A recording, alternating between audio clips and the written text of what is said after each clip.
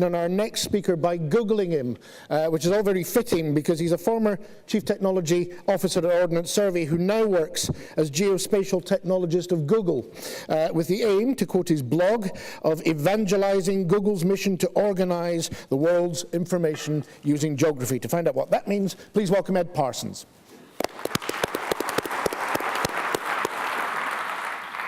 Thank you so much. I actually feel rather old now, because I remember going to that first Aegis conference 20 years ago. Clearly a lot has moved on since then, but a lot of things are the same. What I want to talk about today is very specifically the process of innovation, and how does innovation happen today? How do we really exploit the technology and the data that we as an industry are creating to maximize its benefit? And I think if we are truthful with ourselves and we look back critically over those 20 years, I don't think we have done a very good job in really making the case, making the point that there is value and benefit with innovating on top of the platform that we have built. But I think there's a lot that we can do to change that, and we can change that quite quickly.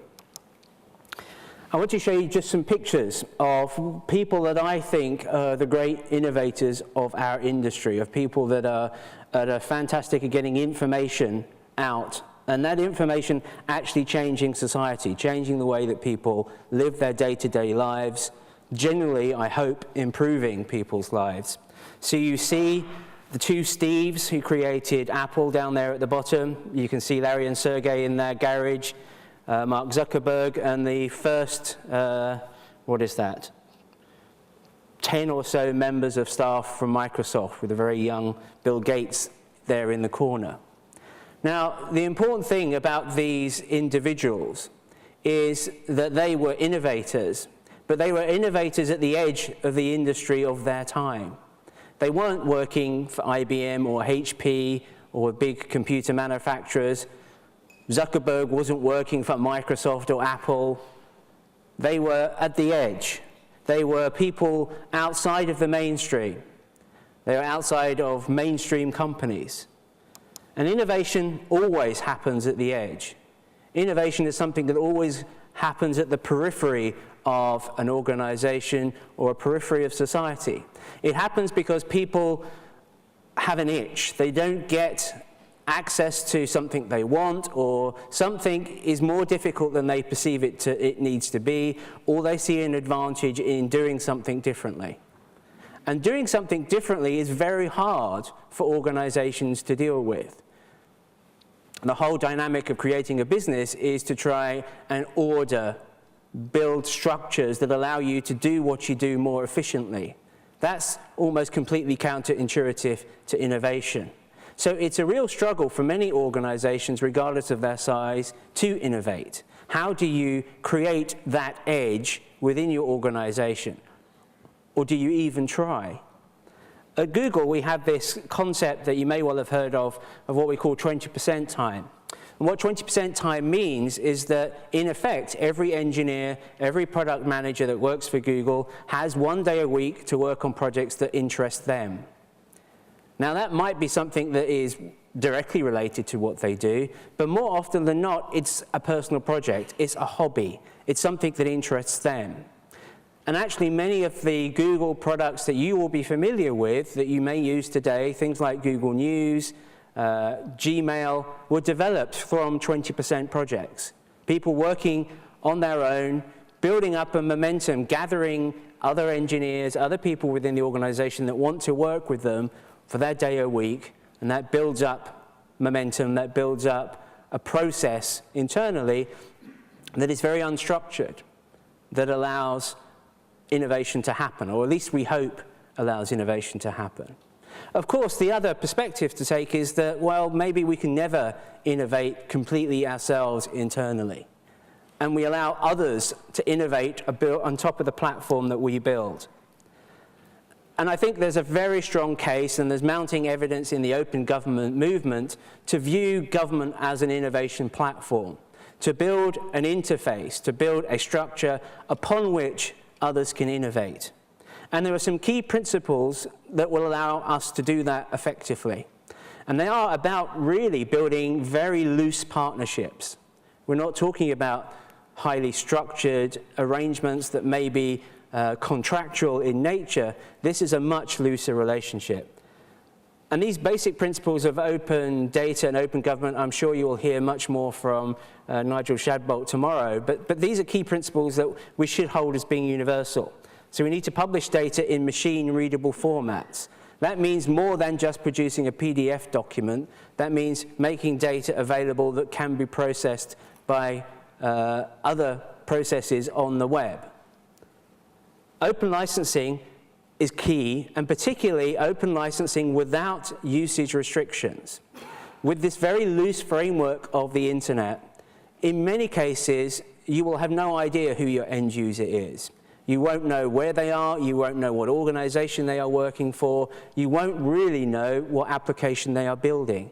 You just have to accept that that is the way the internet has worked, and that is the way the internet has developed as successfully as it has. So I know for many people that's a difficult concept to understand and a difficult concept to live with, but that is the reality. If you really want innovation to happen, you have to relax and allow people to have access to your data to pretty much do with what they like.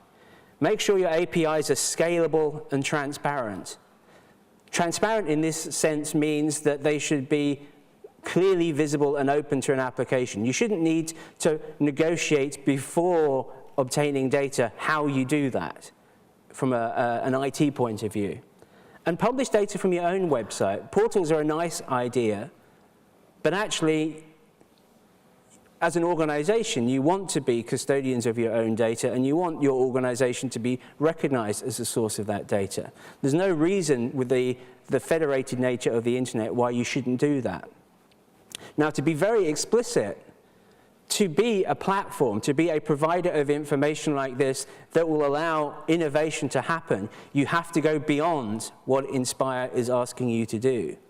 You have to go beyond building the services that Inspire require you to do and aim what you are doing in terms of sharing information at citizens, at the general public, not at tens of users, not at hundreds of users or tens of thousands of users, at hundreds of millions of users.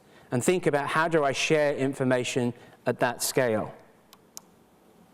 Because this is a key point. If you don't get anything else from my presentation, take this point on board. The history of the internet proves that accessibility, making information available and letting people get access to that information, always beats quality. Accessibility actually builds quality eventually, because getting people access to your data, allowing them to play with it, allowing them to understand how that data works and it's structured and its quality, will, if it's required, get those requirements back to you to say, well, this information isn't fit for our purpose. We need changes in these ways. If the information is never made accessible, you never get that feedback. Get the information out there in whatever form it is like at this point in time, and take on the feedback that comes. Okay, so now more general thoughts on the innovation process and why I believe the internet has been so powerful in allowing innovation to happen over the last 20 or 30 years. Let me show you a truly innovative product. This is the original iPod as created by Apple, as launched the week after 9/11, funnily enough. It's not only that recently in some ways. This has had a huge impact on the industry. Not only in terms of the hardware that it represented and the ability that we could carry music around with us, it had, as we are, I'm sure, aware, a huge impact on the music industry as a whole. But the main reason I wanted to show you this is that Apple, and the uncanny way that Apple always seemed to be able to manage this, Apple were able to produce this product not by asking people what they wanted, but by taking a leap of faith and saying, this is what we think people will want. Because if you had asked people, how do you listen to music? What would you want in terms of being able to move your music around? At that point in time, people would have said, well, we probably want a better CD Walkman, or we want to be able to have a smaller CD Walkman. They would not have contemplated actually the ability to carry around their complete music collection in their pocket. So the key lesson there is to be really excellent at innovation, to really drive forward industry, you have to deliver what the consumer doesn't actually want or know that they want at that point in time. That's very difficult to do. That means more often than not, you will fail. You will produce products that don't work, that the consumer doesn't understand or just don't get at that particular point in time. You have to accept that, move on, and try something else. Here's a picture of someone that has a very distinct link to Edinburgh. This is a picture of the young Charles Darwin, who actually went to university here in Edinburgh to study medicine. And like many of those innovators in my first slide, he dropped out. He didn't fancy academia for him. He thought it might be fun to go on an expedition, and the rest is history. But the evolutionary approach that Darwin developed is actually something that we need to take into heart when we're building our products, to accept the fact that products have their niches, and some products will work well in those niches, others will not. And we will need to accept the fact that sometimes the product that we've put our effort in won't meet those requirements. We will need to evolve that product to better fit the niche. But I think taking that sort of Darwinistic approach of very rapidly innovating through products, trying out different ideas, is a very powerful one. The internet has developed to be the wonderful thing it has because of a number of principles that are enshrined in US law that may not be so well developed in other parts of the world, but nevertheless we go along with them. This is Hotwire. This is one of the first commercial websites. This is from about 1995, I believe. The internet grew as successfully as it did because of the principle of fair use. Fair use in American law means that you can take otherwise copyrighted material and use those in publishing, for educational purposes, for display of new information. Imagine the internet that could have developed under the strict views of copyright if you'd had to go on and ask every organization that you wanted to borrow some text from, to take a picture from, ask them for permission, ask them for a license to do that. The internet would have died. It would never have happened. Fair use is an important principle, one that we need to keep in mind when we look at the potential to add more restrictions in the internet as we develop over time. The Aegis conference 20 years ago was largely an academic conference, and for many years, geospatial technology and academia had a very close relationship. I think we can probably all recognize at some point that relationship soured or we grew apart. And I think there is a big role for academia to play back in mainstream geospatial technology, to provide that innovation, to be the edge that perhaps we don't have within the public sector, within commercial organizations. I think organizations like Geodan are a great example of that very close link between academia and the commercial sector. I'd like to see that replicated much more and to have more academics here in the audience at conferences like this. Yeah.